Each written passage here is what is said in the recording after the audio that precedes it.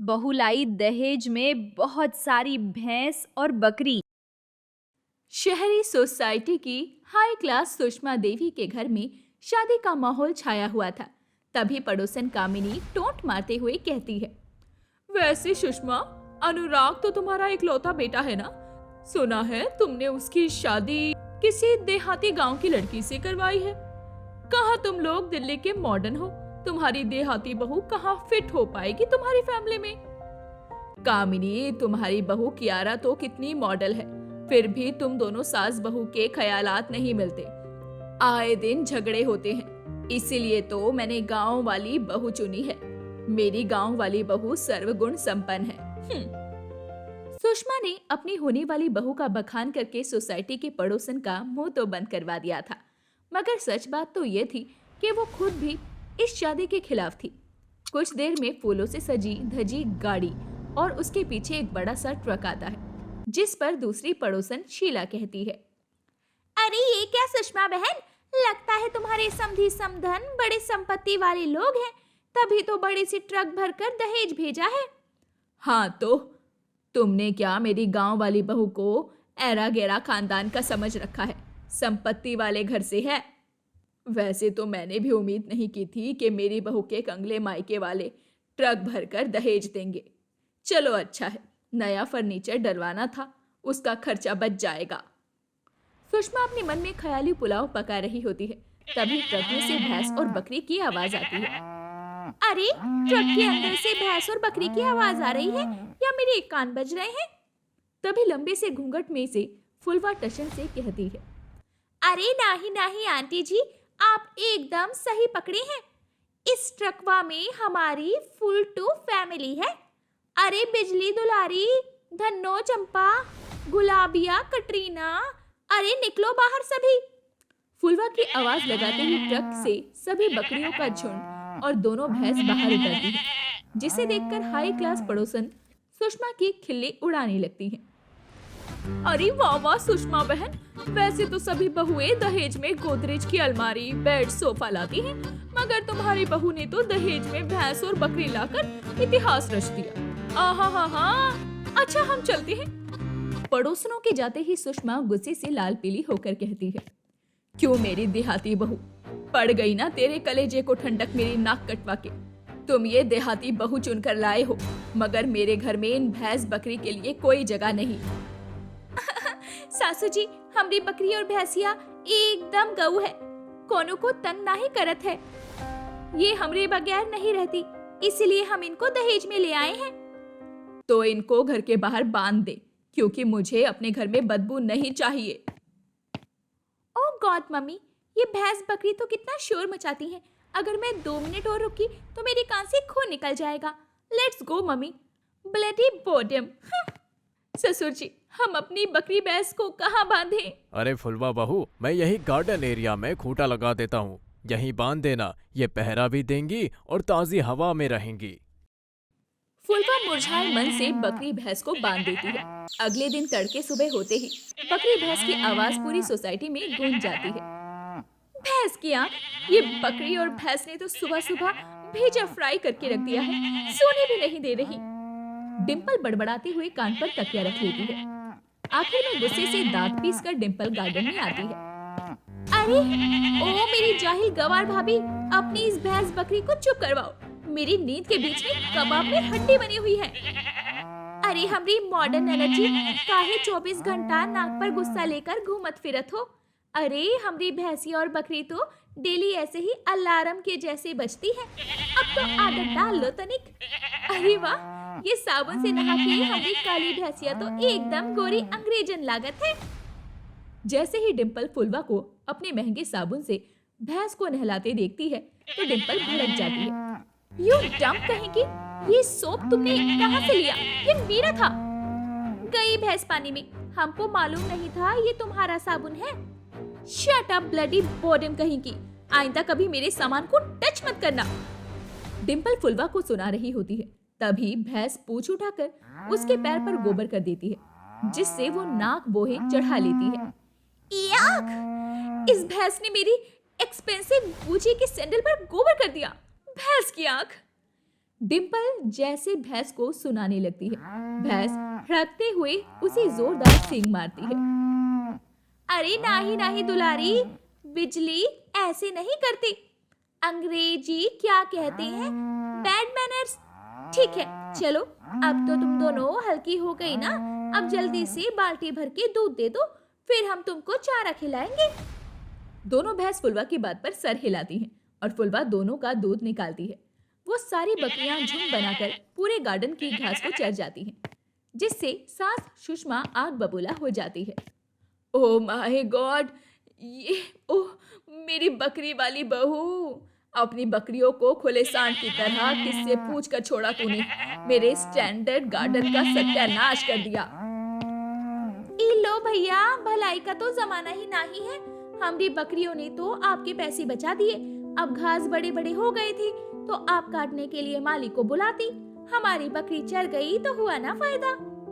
फुलवा की बातें सुनकर सुषमा माथा पीटकर वहां से चली जाती है। इसी तरह सिलसिला जारी था।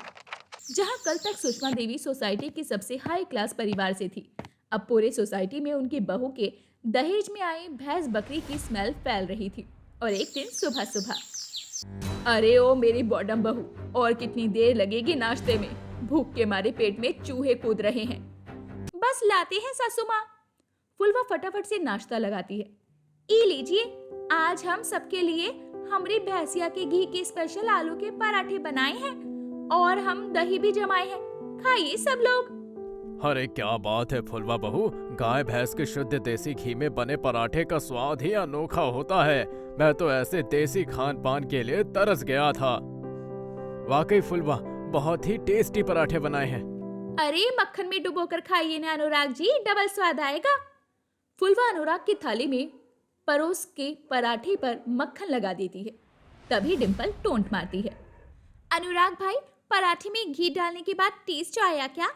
इतना घी बटर वाला खाना खाकर तो इंसान फटने को हो जाए। मैं तो अपना ब्रेकफास्ट खुद बना के खा लिया करूंगी। अरे खा लेना ना नंद जी, मगर एक बार ये आलू का पराठा चख लो, मुंह में ना घुल जाए तो कहना। फुलवा जबरदस्ती अपनी ननद को पराठा खिला देती है।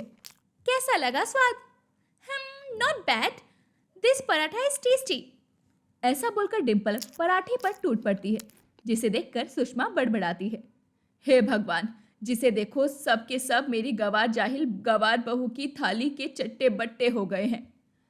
सुषमा खटास भरे मन से कमरे में चली जाती है। वहीं एक दिन फुलवा की बकरियां पड़ोसन के गार्डन के गमले उजाड़ देती है और बकरियां पोटी भी कर देती है, जिस पर शीला बौखला जाती है। बेड़ा गर्क हो इन पड़ोसन की भैंस और बकरी का। अरे मेरी तो सुबह शाम नाक में दम करके रख दिया है, आज तो इनकी खैर नहीं। अरे ओ सुषमा, बाहर निकलो। अरे कौन सुबह सुबह ऐसे कचर कचर कर रहा है? अरे क्या बात है शीला, क्यों मछली बाजार बना रखा है? उल्टा चोर कोतवाल को डांटे। वाह जी वाह। अरे एक तो इन बकरियों भैंसों ने सोसाइटी में दुर्गंध मचा रखी है। बांध कर रखो अपने बहू के दहेज के बकरी को खूंटे से।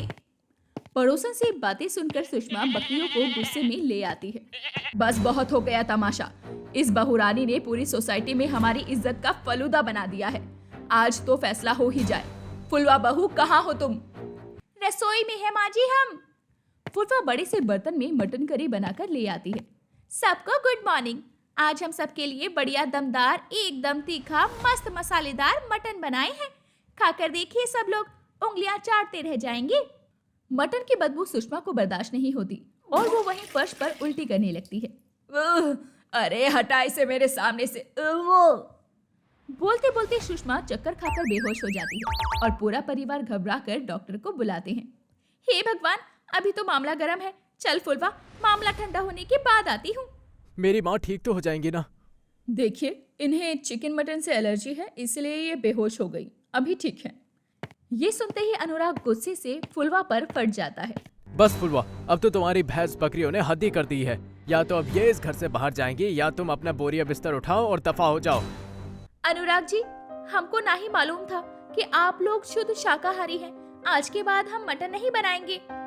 आखिर में पूरा ससुराल सलाह मशवरा करके बहू के दहेज में आई बकरियों और भैंस को गांव भेज देते हैं, जिससे सबको राहत की सांस मिल जाती है और धीरे धीरे फुलवा अपने मॉडर्न ससुराल के रंग में ढल जाती है। धीमे कदमों से रसोई में आती है और बड़बड़ाते हुए कढ़ाई से बटर चिकन निकालने लगती है। आहा, क्या बढ़िया खुशबू आ रही है बटर चिकन में से। इससे पहले कि माँ रसोई में आ जाए, प्लेट में डालकर निकल ले बेटा कोमल। इतने में मंजू रसोई में धमक पड़ती है और बड़ी बड़ी आंखें निकालते हुए कहती है, कोमल, अभी कुछ देर पहले ही मैंने तुझे प्लेट भरकर बटर चिकन दिया था, तो फिर से इतना भरकर चिकन लेकर कहाँ जा रही है? ओह गॉड, गई भैंस पानी में। आज तो बुरी फंस गई कोमल बेटा। और ये लड़की तो बोल क्यों नहीं रही? मुंह में क्या दही जम गई है? माँ, अभी मेरे मुंह में पानी आ रहा है और आपको पता है मुझे बटर चिकन कितना पसंद है। मैं तो चली खाने। कोमल बटर चिकन लेके झटपट से कमरे में आकर लॉक कर लेती है। तभी उसके पालतू कुत्तों का झुंड खुशबू सूंघते हुए उसके पास आकर पूंछ हिलाने लगता है। हाँ, मेरे प्यारे प्यारे शेरू, टफी, जूली, जोली, पिंकी, मैं ये बटर चिकन तुम्हारे लिए ही तो लेकर आई हूँ। चलो टूट पड़ो, खा लो। कोमल बड़े प्यार से कुत्तों और पिल्लों को चिकन खिलाने लगती है। तभी उसकी माँ गुस्से में कोमल के कान पकड़ लेती है। मुझे तो पहले से ही शक हो गया था कि तू इन कुत्तों के बच्चों को ही बटर चिकन खिलाने के लिए लाई है। माँ, किसी भूखे का पेट भरना पुण्य का काम होता है। आपने कहावत नहीं सुनी, दाने दाने पर लिखा होता है खाने वाले का नाम। बस माँ को ज्यादा मक्खन मत लगा। कुत्ते नहीं हो गए तेरे कलेजे के टुकड़े हो गए। अरे इनको क्या दहेज में अपने ससुराल लेकर जाएगी? अरे वाह माँ, क्या धांसू आइडिया दिया है आपने। अब तो मैं अपने कुत्तों के झुंड को अपने दहेज में लेकर जाऊंगी। मेरा भी मन लगा रहेगा। बिटिया रानी, ज्यादा ख्वाब मत बुन और जल्दी से तैयार हो जा। आज तुझे देखने लड़के वाले आ रहे हैं। तुम सब कान खोलकर सुन लो। शराफत से कमरे में रहना, वरना कुत्तों की गाड़ी बुलवाकर कुरियर कर दूंगी। हाँ नहीं तो। कुछ ही देर में कौशल्या देवी अपने बेटे मोहित के साथ आती है। कोमल चाय नाश्ता परोसती है। भाई वाह, बेटी बहुत ही जायकेदार चाय बनाई है तुमने। इससे पता चलता है कि खाना बनाने के मामले में तुम्हारा हाथ बड़ा पक्का है। मुझे तो ऐसी ही 36 गुणों वाली बहू चाहिए थी। मंजू जी, आप तो जल्दी से शादी की तिथि निकलवाइए ताकि हम बारात लेकर आएं। बाकी हमें कोई दहेज नहीं चाहिए। थोड़े ही दिनों में कोमल की धूमधाम से शादी हो जाती है, जहां विदाई में कोमल के साथ उसके 1 दर्जन कुत्तों का झुंड भी दहेज में जाता है। अरे ये दुल्हा दुल्हन की गाड़ी के पीछे दूसरी गाड़ी में क्या है? मैंने तो समधन जी से साफ साफ कह दिया था कि हमें दहेज नहीं चाहिए। ओहो मम्मी, जमाना बदल गया है। आजकल लड़की वाले बिना कुछ मांगे ही दहेज में बहुत कुछ देते हैं। मेरे मन में तो लड्डू फूट रहे हैं। भाभी की दहेज का ड्रेसिंग टेबल तो मैं अपने कमरे में ले लूंगी। जहां ननद शिप्रा ख्याली पुलाव पका रही होती है, तभी गाड़ी के अंदर से कुत्तों का झुंड निकलकर भौंकने लगता है। ओए माँ, ये इतने सारे कुत्तों का झुंड कहाँ से आ गया? मम्मी मुझे बचाओ, नहीं तो ये कुत्ते मेरा कीमा बना देंगे। अरे मेरी जान खुद हलक में अटक गई है। चल हट, कुकुर कहीं का। तभी झुंड में से सबसे छोटा वोडाफोन का कुत्ता झटपटाते हुए कौशल्या की साड़ी खींचने लगता है। अरे ओ नास पीटे, छोड़ मेरी साड़ी छोड़। इज्जत नीलाम करेगा क्या? तभी शादी की जोड़ी में खड़ी हुई बहू कुत्तों को गोद में उठाकर सहलाने लगती है।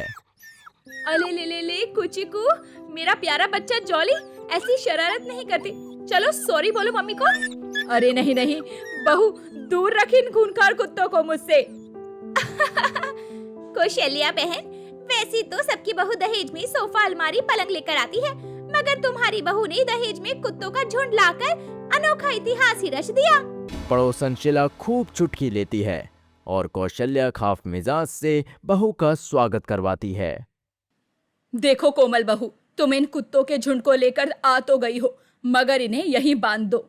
माँ जी आप चिंता मत कीजिए, ये मेरे साथ मेरे कमरे में जाएंगे। चलो जॉली, टफी, जूली, शाबाश। कमरे में आते ही सारे कुत्ते बिस्तर में घुस जाते हैं। अरे भाई, मुझे मारो। कितने सपने देखे थे मैंने अपनी सुहागरात को लेकर। सारे सपनों पर पानी फेर दिया। मन तो कर रहा है कि इन कुत्तों का कत्ल ही कर दूं। कोमल, तुमने मेरी जगह पर इन कुत्तों को सुला रखा है। हाँ तो क्या हो गया माहिर जी, आप सोफे पर सो जाइए प्लीज। माहिर तिलमिलाकर तकिया उठाकर सोफे पे सोने चला जाता है। सुबह के 4 बजे ही कुत्ते भौंकना चालू कर देते हैं। भैंस इसकी आँख, ये कुत्ते कब से नॉन स्टॉप भौंके जा रहे हैं। अच्छी खासी नींद आई थी, कबाब में हड्डी बन गए। सुबह होते ही कौशल्या जब कमरे से बाहर आती है, उसका पैर पॉटी से सन जाता है। सत्यानाश हो इन कुत्तों का, घिन मचा रखी है। बहू इन कुत्तों को घर से बाहर जाकर बांध दे, हॉल में ही शौच कर दिया है। माँ जी, मैं साफ कर देती हूँ। कोमल नम आंखों से कुत्तों को बाहर बांध देती है। तभी पड़ोसन शीला बड़बड़ाने लगती है। अरे तौबा तौबा, इन कुत्तों ने तो भौंक भौंक कर नाक में दम कर दिया है। इसी तरह कौशल्या के साथ साथ पूरा मोहल्ला कुत्तों के झुंड से तंग आने लगता है। कुत्ते कहीं ही पखाना कर देते हैं और घर में आते जाते लोगों पर भौंकना चालू कर देते थे। हे भगवान, बेड़ा गर्क हो इन कुत्तों का, कमीनों का। बहू, ओ बहू, अरे बहू यहाँ आ। आई सासू माँ। कोमल जैसे ही किचन से हॉल में आती है तो कौशल्या गुस्से में लाल पीली होती है और सारे कुत्ते पिल्ले काऊ काऊ पूंछ हिला रहे थे। क्या हुआ सासू माँ, आप गुस्से में क्यों हैं? देख जरा तेरे कुत्तों ने क्या करामात की है। अरे अभी 2 महीने पहले ही सोफा डलवाया था, इन सब ने मिलकर सोफे को बुरी तरह से फाड़ दिया। तेरे कुत्तों का झुंड मुझे फूटी आंख नहीं सुहा रहा। या तो तू इनको मायके भिजवा दे या मैं इन्हें लावारिस कुत्तों की गाड़ी बुलवाकर भेज दूं। ऐसे बोलकर कौशल्या पैर धमकते हुए चली जाती है। कोमल रोते हुए कुत्तों के झुंड से लिपटकर रोने लगती है। तुम सबको पता है तुम मेरे कलेजे के टुकड़े हो, मैं तुमसे अलग नहीं रह सकती, फिर क्यों शैतानी कर रहे हो? कोमल को रोता देखकर उसके कुत्ते उसे चाटने लगते हैं। शाम को माहिर खुशी खुशी मटन लेकर आता है। कोमल, कोमल, ये लो, आज मैं मटन लेकर आया हूँ। बहुत बढ़िया सा मटन कोरमा बनाना। जी ठीक है माहिर जी। अरे वाह माहिर भाई, आज तो दावत हो गई। भाभी एकदम लजीज और दमदार मटन कोरमा बनाना। ठीक है शिप्रा। कोमल मटन लेकर किचन में आ जाती है और बनाने में जुट जाती है। मसाला और मटन अच्छे से भुन गया, खुशबू भी बढ़िया आ रही है। लगभग मटन कोरमा रेडी भी हो गया है।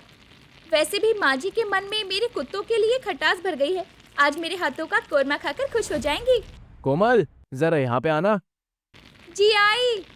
जैसे ही कोमल कमरे में जाती है, उसके कुत्तों का झुंड किचन में घुस जाता है। सबसे मोटा तगड़ा कुत्ता छलांग लगाकर स्लैब पर चढ़ जाता है। देखते देखते सारे मिलकर मटन खा जाते हैं।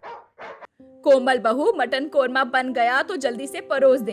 भूख के मारे पेट में चूहे खलबली मचा रहे हैं। जी माँ जी, लाई।